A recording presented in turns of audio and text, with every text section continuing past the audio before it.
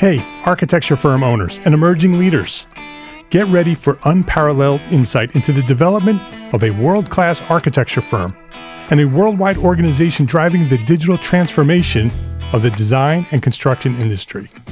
With Build Smart, the podcast that's changing how our profession operates. We share the incredible stories behind innovation in the building industry with my friend and co-host, Patrick McLeamy, FAIA, former CEO of the international architecture firm, HOK. You know, Yamasaki's office or firm lasted during his lifetime. And when he passed away, I think that was the end of the Yamasaki office. Helmut did not want that. He wanted a firm that would live out and grow beyond the founders. In Season 1, discover the untold stories behind HOK's meteoric rise, from 150 employees in St. Louis to a powerhouse with over 1,900 staff members and 27 offices worldwide. You know, they weren't as polite as the Kojima people. That was just boom. And anytime you have a creditor, whether it's Kojima or the bank, that wants their money, unless you can raise money someplace else, you are out of business. Bankrupt.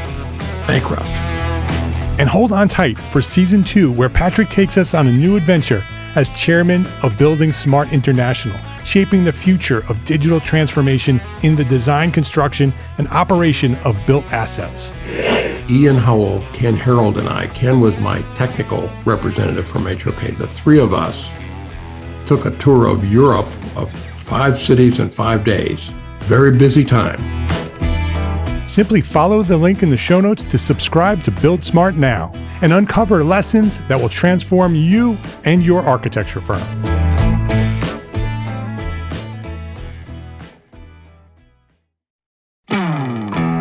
Hey, architecture firm owners and emerging leaders.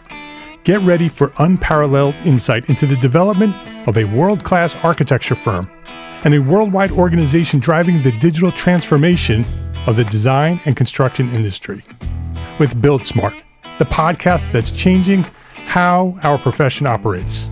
We share the incredible stories behind innovation in the building industry with my friend and co-host, Patrick McLeamy, FAIA, former CEO of the international architecture firm, HOK. You know, Yamasaki's office or firm lasted during his lifetime. And when he passed away, I think that was the end of the Yamasaki office. Helmut did not want that. He wanted a firm that would live out and grow beyond the founders. In Season 1, discover the untold stories behind HOK's meteoric rise, from 150 employees in St. Louis to a powerhouse with over 1,900 staff members and 27 offices worldwide. You know, they weren't as polite as the Kojima people. That was just boom. And anytime you have a creditor, whether it's Kojima or the bank, that wants their money, unless you can raise money someplace else, you are out of business. Bankrupt. And hold on tight for Season 2, where Patrick takes us on a new adventure as chairman of Building Smart International, shaping the future of digital transformation in the design, construction, and operation of built assets. Ian Howell, Ken Harold, and I, Ken was my technical representative from HOK. The three of us took a tour of Europe of 5 cities in 5 days. Very busy time. Simply follow the link in the show notes to subscribe to Build Smart now and uncover lessons that will transform you and your architecture firm.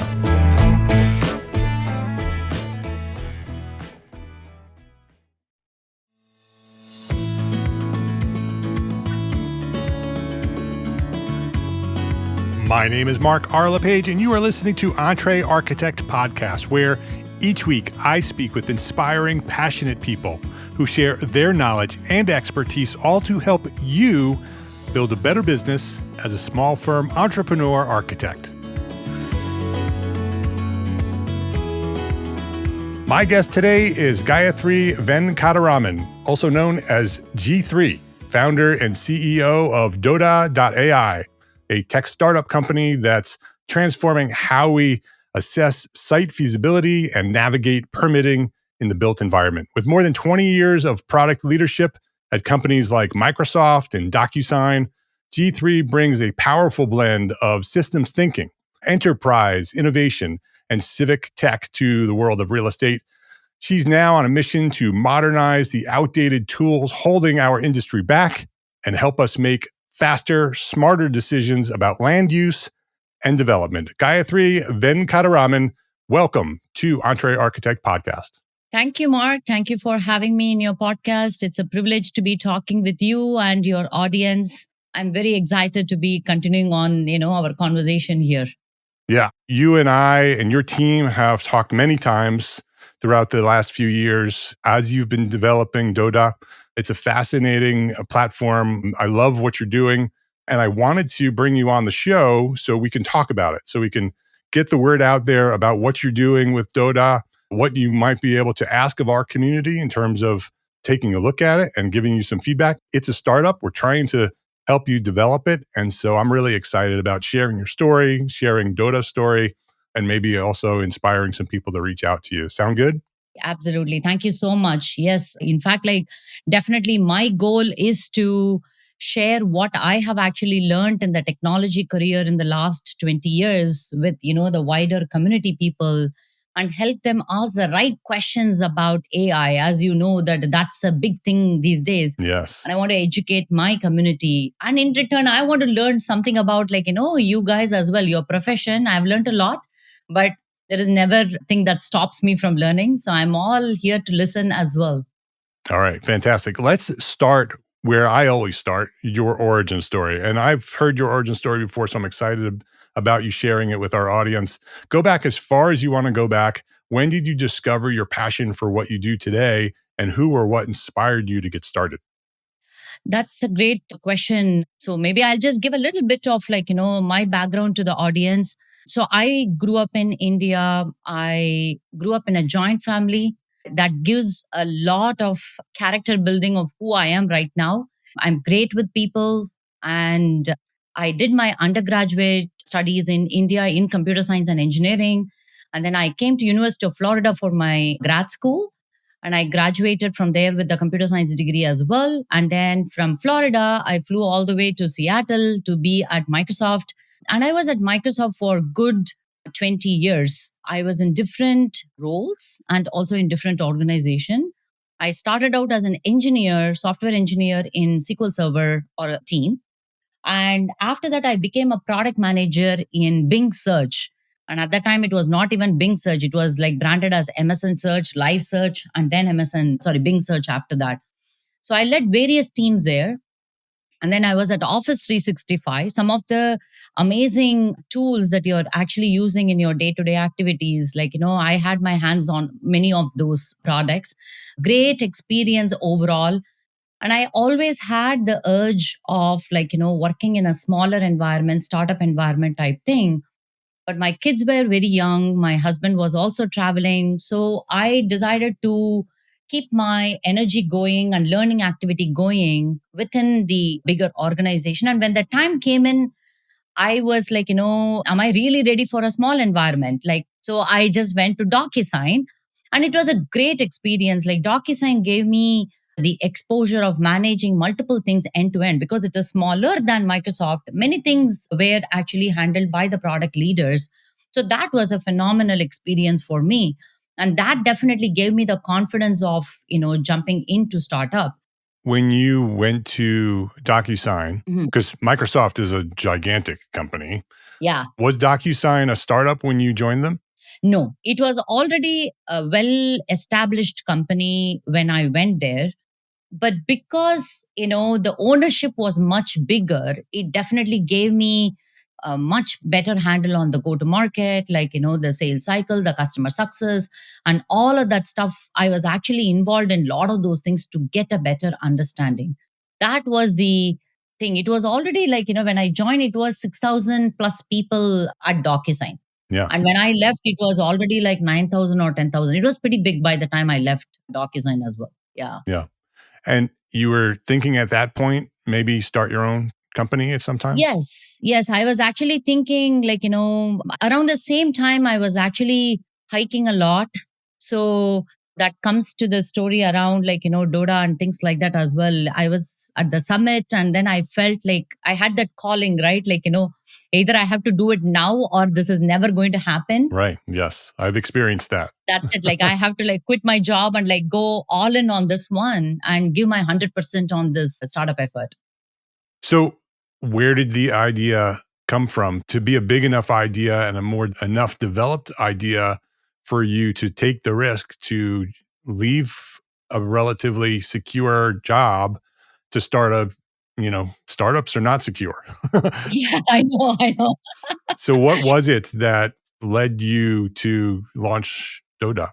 Yeah, it's a great question. Like, when I actually quit my job, I definitely was sure that I wanted to leverage my background in search, AI, ML, and all of the technology that I was actually using for quite a while.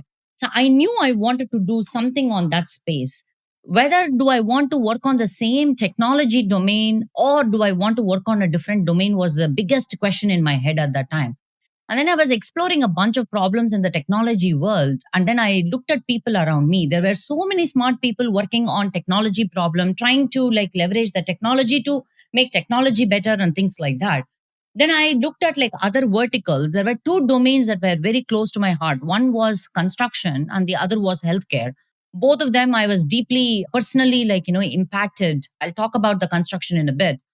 And I felt, why not work on a domain where I can bring in the experience and truly cross pollinate, like with, people that are in that domain, build relationship with them, understand their problem and figure out how we can disrupt that industry and take it forward. Right. And construction, as I said, was very close to my heart because I built a home and I did build a home in India, but the issues around, you know, just imagine building the wrong wall only to find out that it was built incorrectly and I had to demolish it.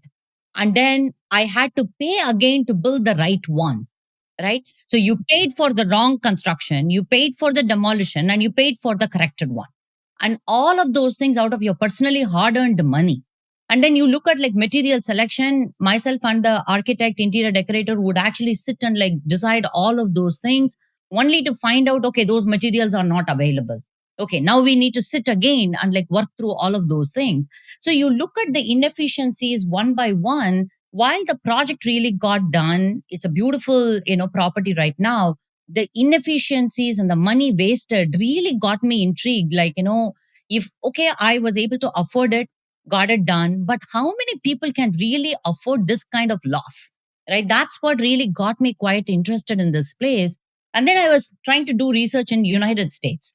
And I have to say, US seems to be the worst of all the other places that I have actually. No doubt. Because the codes are so dispersed in different places. The data is extremely fragmented that I have to give it to the professionals in this industry that they are actually still working through the issues of collecting everything in different places, making some sense out of it, in spite of like constantly changing policies and the energy codes and like whatnot. Like, there is constantly evolving everything, right?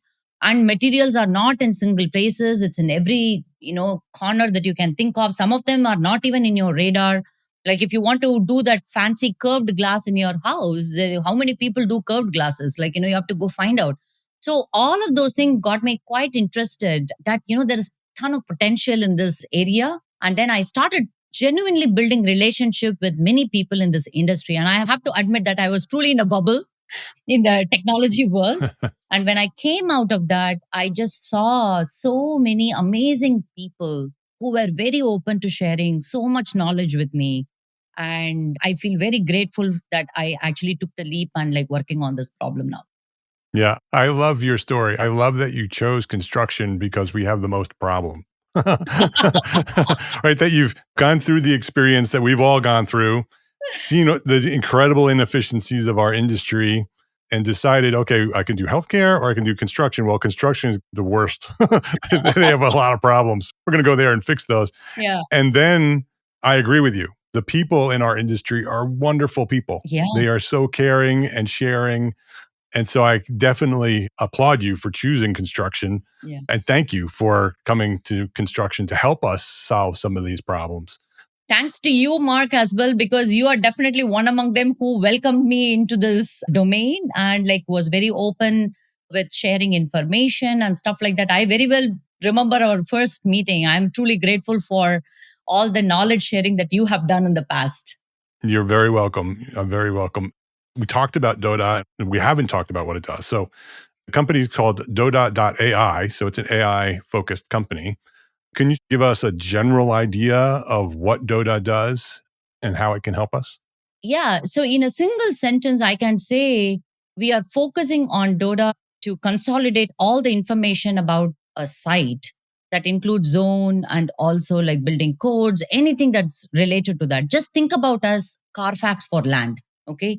Now, this information that we are gathering, as I said, data is fragmented in so many places. Just imagine, like, not just the zoning information, jurisdiction codes, like environmental data, you think about the utility information, the ahjs, you sitting in one place trying to do a project in a completely different city or in a different state, you have to dig everything from scratch. So we are actually becoming the place where we are consolidating everything and giving all that information in less than 5 minutes. So that is what we are actually going after. And we also want to help the professionals when policies and codes change. Like if you have tabs on like any of the properties that you're working on or focusing on, we will make your life much, much easier in terms of pushing the information to you as opposed to you waiting and figuring out how to get that information to you. Let's walk through a process of an architect coming to Doda. Mhm. They have a new project. They have a multi-story, maybe it's a 4-story condominium building that they're building on a site. Let's say it's in my city here in Charlotte, North Carolina. Mhm. There's an existing small little retail building that's not being used anymore. They're going to knock the retail building down Uh-huh. and they're going to build this new building. And Uh-huh. how does Doda fit into my workflow as an architect? That's a great question. So, whether you are a developer or planner or an architect, the flow is going to be relatively simple and straightforward. And it's applicable to all of these three personas that we have actually interviewed extensively. So, given an address, so you know the address that you have in mind, Right. and the first thing that you would typically do is like understand as a developer or this one, you will start looking at entitlement and all of that stuff. Is there any issues with the land? And at that time the architects are also being involved with them to understand that process a little bit more, and you try to understand what is the buildable area and whether the ROI is going to be there in this property for the amount of money that I'm going to put in. Like what is it that I can build? Could be a mixed use building. Then you also start looking at like what is the demography of the region, the traffic patterns, what kind of retail stores you could potentially have, how many units you wanted to have, and all of those are all the questions that's going on in your mind. And you, as a developer, you are engaging with the architect as well. The architect is actually looking at, okay, this is a buildable area, how much is it, what is the setbacks that I can actually, I'm supposed to give, where is the sunlight coming from, what is the direction, like how am I going to build an efficient building, and the landscape aspects, is there any tree permits that I need to take care of, what is the elevation of the land itself, if it is pretty flat it's good, if it is like hilly, do I need to put a retainer wall, where is the sewage connection, like is it too far away, do I need to run the pipes, where is the electricity, all of these basics. You have to start getting all that information as part of the first feasibility report that you're looking at, right? Right. You want to actually collect all of that information and then start thinking about what is the next step that I wanted to do. We make that process super simple. So for a complex project, you might be taking about a week plus something to collect all of the data. We Right. can At give least the a week. data Yeah. at least a week. We can give the data in 5 minutes. So we have a very powerful backend system in place that actually brings all of the data, and we focus heavily on accuracy of the data, consistency of the data, and reliability of the data. That way, when you get the information from us, we are giving you the most authentic information that we are actually researched, and we will also give you the citations so that you can click on it to go get the appropriate references and you can go look into it. This actually saves you several minutes, hours of time to read tens or hundreds of pages. Like imagine if you're building a commercial property, what is the parking lot definition that is needed for that particular building, right? I mean, every single thing takes time to research, and we will actually give all of that information in a succinct way and give you the references so you can go and read about it to make sure, yes, everything is correctly captured. I've done my research. Now I'm going to use my time on high important work or a more impactful work that could think about that could be that okay, do I want to build a sustainable building? Okay, what are the things that is important given all of this information that I've gotten? And things like that, like more high impactful work is what I'm referring to. Yeah. As an architect, it's very exciting because we get to the fun stuff much faster. Exactly. Oh my God, Mark, you said it so right. Because when we were talking to few people, in fact, a lot of people, this is actually the boring and mundane task. Right. Collecting the data from different places. And that actually takes time away from the creative work that you guys are passionate about. And that's why you studied architecture in the first place, to go apply your creativity and build some good, buildings in the world, etc. Right? Yeah. Yeah, exactly. Let's take a quick break to say thank you to our sponsors for their support of this episode. Gain lessons learned and credits earned with Arcademy, ARCAT's continuing education program. Listen to popular episodes of the Detailed podcast and earn AIA-approved HSW credits. Yes, you heard that right, HSW credits for episodes of Detailed podcast. Listen to an episode, check out the learning objectives, and use what you've learned while listening to take the course. The program is free, it's simple, and can be found at arcat.com under the Resources tab.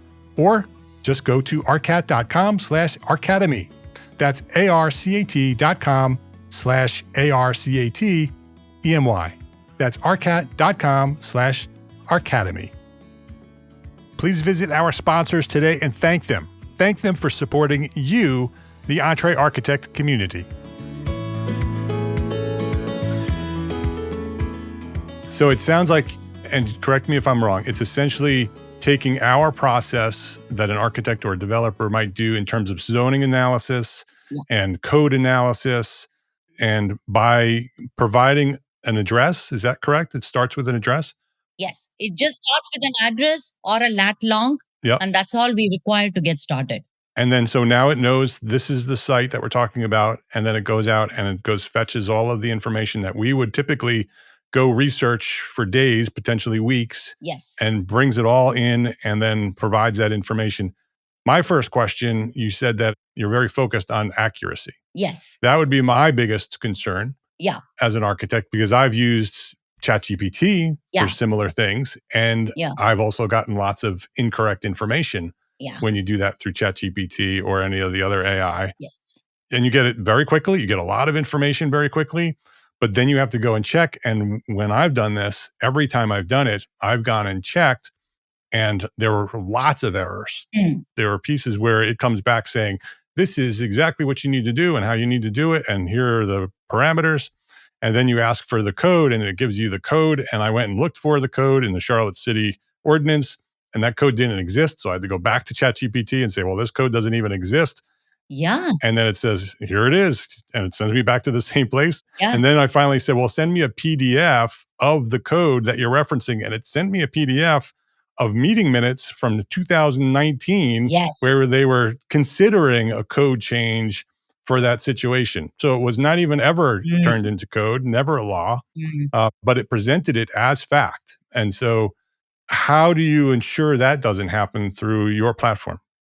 Yeah, so we are using the underlying new technologies, but what we have done is we have restricted the data sources that we go after. We don't go after internet content. Okay. Right. That's one big thing in terms of how we are controlling our quality. So we are completely eliminating the hallucination part of it. Yep. It is okay to say that I don't know, as opposed to giving you some information and sending you on the wrong path. I'd rather not have any information than the wrong information. Exactly. So we are actually saying things like, we don't know, please go look. we feel that's a much better answer when we don't know how we can answer this. Because what we are also doing is we have our own internal validation mechanism that double checks, triple checks in multiple ways. We have internal mechanisms for all of those things.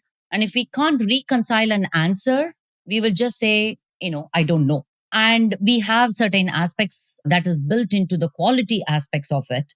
And same thing with reliability and consistency. Like some of the good learnings that I've had, from my days at Microsoft is how can we provide the highest availability service, and how can we provide the best, data, less data loss, and all of that, fundamentals of like working with data gave me the foundation to think about this problem very strongly fundamentally, right? So that's what I would say my biggest learning from Microsoft that I'm actually bringing in here. So we are trying to handle all of these things from first principles to make sure that we focus on the accuracy, and consistency is also important. Like I can't be saying one data right now, today, and something else tomorrow, unless there is a real code change that actually happened, Right. in which case I Yes. have to reference the old one and say that, hey, in the state of Washington, something changed recently. This is a new data. That's okay to say.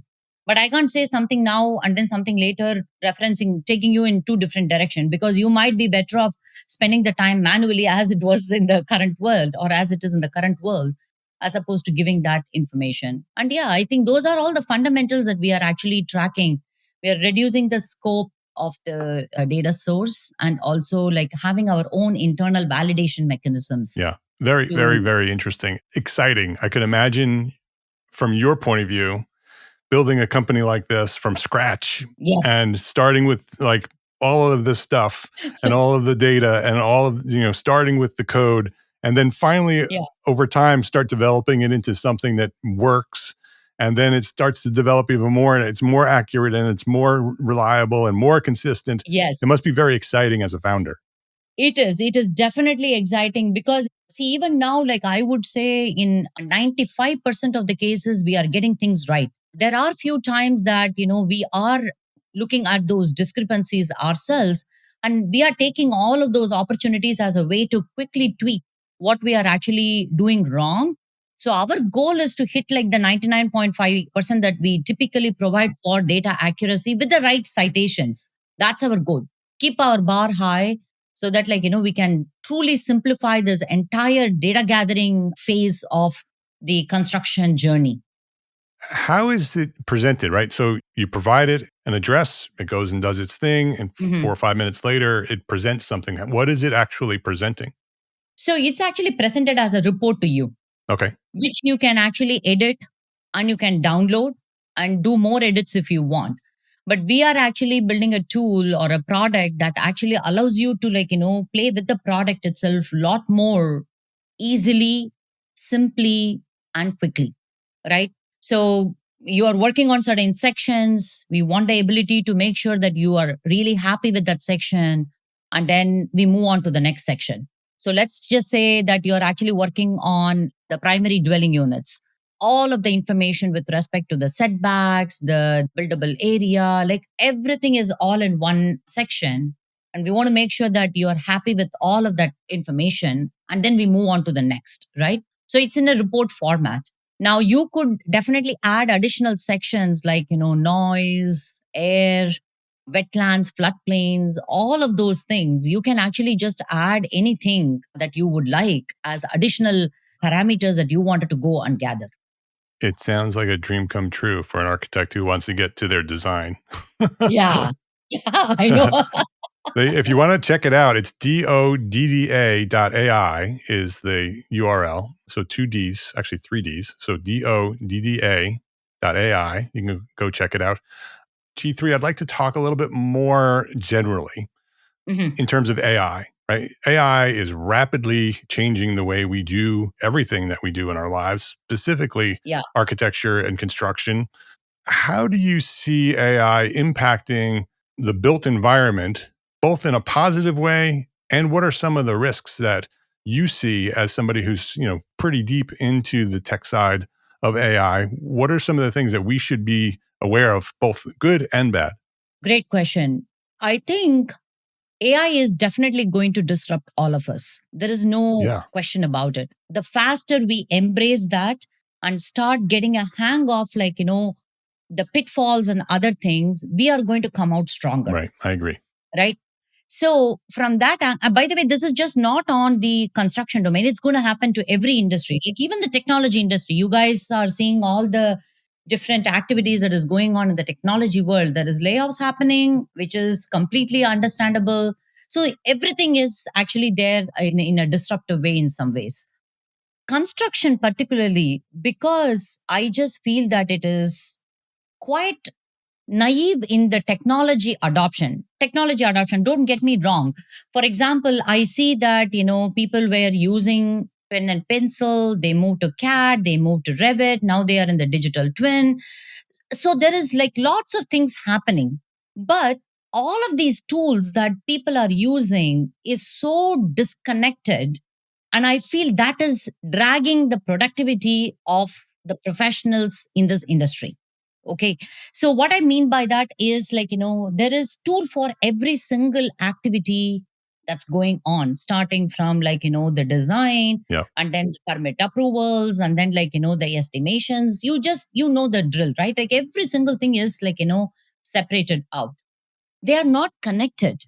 So the real productivity comes only when everything is connected, and it's a long journey. Because what I'm also seeing is there are lots of startups that are focusing on one set of problem, but they are not looking at 2, 3 problems, adjacent problems, as how it can be tied. And before they could actually make a big wave, they are getting acquired by Autodesk or Procore. Hopefully they get integrated into those tools, but sometimes it doesn't happen. When an acquisition happens, the integration doesn't happen in the way we all expect. Yeah, often they're acquired to make them go away. Yeah. I mean, I have been at Microsoft as a big technology, DocuSign as a big technology company. Like we have made some good acquisitions. Like some of them are very beautifully integrated with the overall ecosystem. Some of them, they don't actually pan well and stuff like that. So I see there is lots of potential because of that problem. And the thing is, I'm not able to pinpoint, who is actually pulling that energy down from the true integration that is expected to happen, right? And because of that, I feel the cost is way, way, way high when it comes to building a building compared to how it was maybe several tens of years back. I think that's my true, understanding of I think if you have a reasonably good productivity, then you can imagine where the cost is going to be spent. Now we are spending the cost on human beings because everything is billable tasks. And then in some ways, the habits that we have been used to is also paying into the cycle of okay, maybe we are also not letting the true integration thing coming up. Right. So I'm actually talking more about the AI and also the habits and, the way the industry has been going in a tight conjunction. That's my observation. But as I said, it could be that thing that the people that I'm talking to truly want to disrupt, truly want to change. I see a ton of positivity from everybody. They are open to working with us and giving very good feedback and saying I want this, I want that. That basically gives me that, okay, this is good. We are on the right path, which is they're making use of what we have given. Something is not right.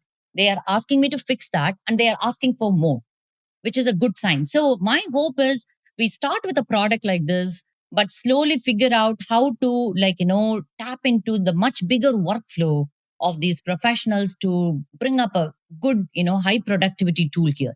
Yeah, very, very interesting. So in that same vein, what's the future for Dodda? What does Dodda look like 6 or 12 months from today?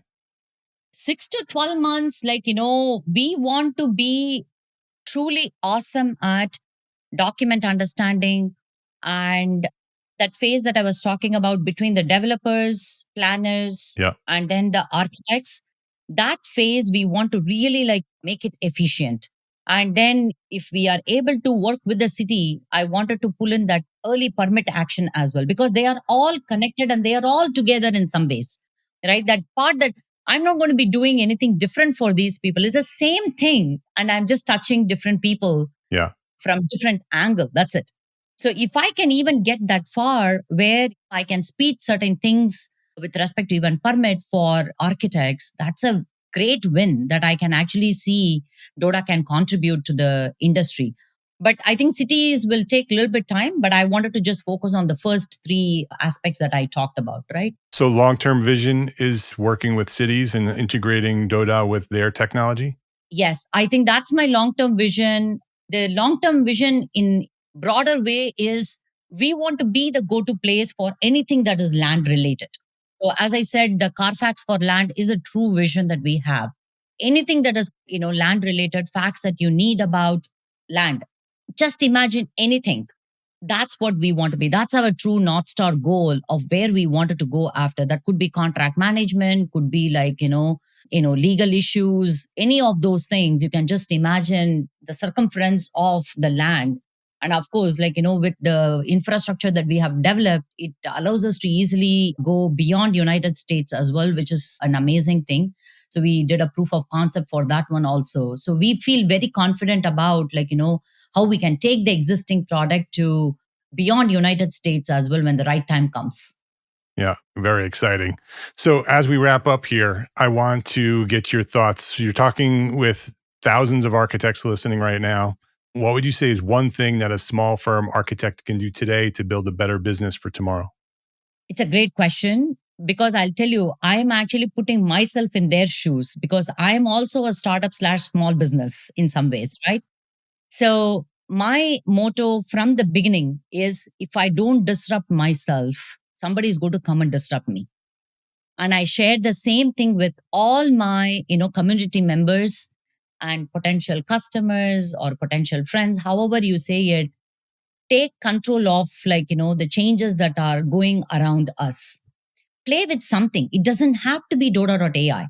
It can be any AI tool. Play with that thing. You will get a feel for it. And I am honestly, genuinely here to help you guys ask the right set of questions with respect to AI. For example, you can ask these people, hey, where is the privacy control embedded in your startup? Is it in the query layer? Are my queries going to be given for bigger model generation to OpenAI and Gemini? Whatever it is, ask those questions. And anybody that is giving you a solution is expected to answer these questions. The responsible AI is just not one person's job because we all need to get educated and we all need to start asking those questions. So do that thing. That is one thing that I would say to all small businesses to start disrupting yourself. Her name is Gayathri Venkataraman, also known as G3. You can call her G3. I call her G3. I practiced her name, just so you know. It doesn't just roll off my tongue. You got it right, Mark. I've been spending the whole morning making sure I get it right. But G3, if you'd like to just call her that, you can email her if you have any questions or you want to provide some insight or you want to just say thank you. Her email is g3@dodda.ai. And go check it out. It's dodda.ai. Go play with it. Go see what you think, and then email G3 and let her know. First of all, thank her for being here today, sharing her knowledge. I'd like to thank you, G3, for the work that you're doing to help our profession do things more efficiently, more accurately, more consistently, and helping us get to this fun stuff faster. And thanks for coming by here and sharing your knowledge at Entre Architect Podcast. Thank you so much, Mark, for having me. People that are listening in, as Mark said, please leave a comment. Any issues that you're having about AI or your profession that really frustrates you, drop a line. We are listening and we want to actually make your lives easier. And that's my purpose for the next 10, 15 years. So let's do it together. Thank you so much for having me, Mark. You're very welcome. Yeah, post it in the comment right here. As you're listening, post a comment. We'll be making sure that we're watching for that. G3 will be watching as well, and we'll respond. So if you have questions, anytime you have questions here at this podcast, if you put a comment, we'll respond. So go do that. Share your thoughts. Thank you, G3. Have a great day. Thank you. If you liked this episode of Entre Architect Podcast, please share a link to this episode with a friend. Either just click the share button or highlight the URL and send the link to this episode with a friend, because that's how Entre Architect has grown to serve thousands more architects just like you throughout the 10 plus years of Entre Architect. That's how we've grown, architect to architect. So I would love for you to share this episode and all the episodes with one friend every week. Would love that. And thank you to our sponsors for this episode. We don't have an episode if there's no sponsors. So thank you to our sponsors. Links to those sponsors, which you should go visit and click, and all the resources that we discussed today for this specific episode, they are all available at entrearchitect.com/podcast. Every episode that we've recorded is there, entrearchitect.com/podcast. Go click the links to the sponsors and say hello.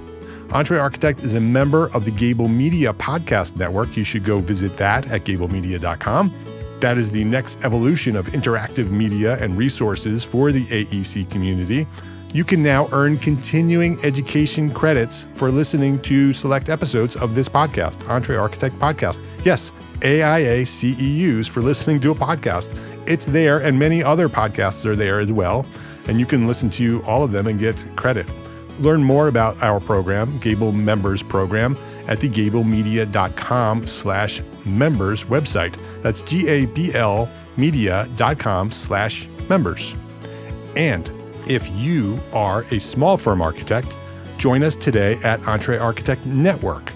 That is the worldwide organization for small firm entrepreneur architects. If you own your own architecture firm, you are an entrepreneur architect. You are an Entre Architect. With weekly live group business coaching, we have business coaching there, monthly live business training with AIA CEUs, 2 a month, so 24 AIA credits per year, including 12 of those are HSWs. We have them in the membership.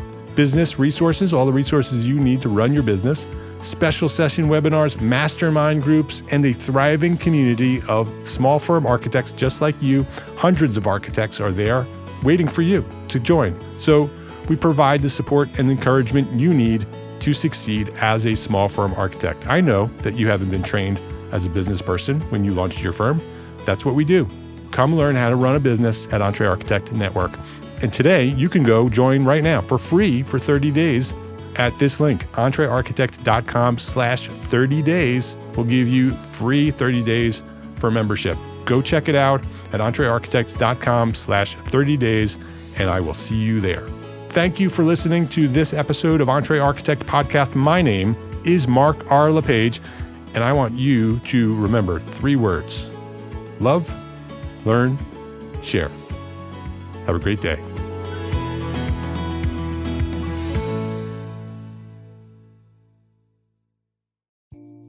Imagine earning continuing education credits while doing exactly what you're doing right now.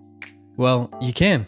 Gable Media has revolutionized the way you earn your continuing education credits with a groundbreaking approach. Forget running around town and scouring the internet for credit-worthy courses.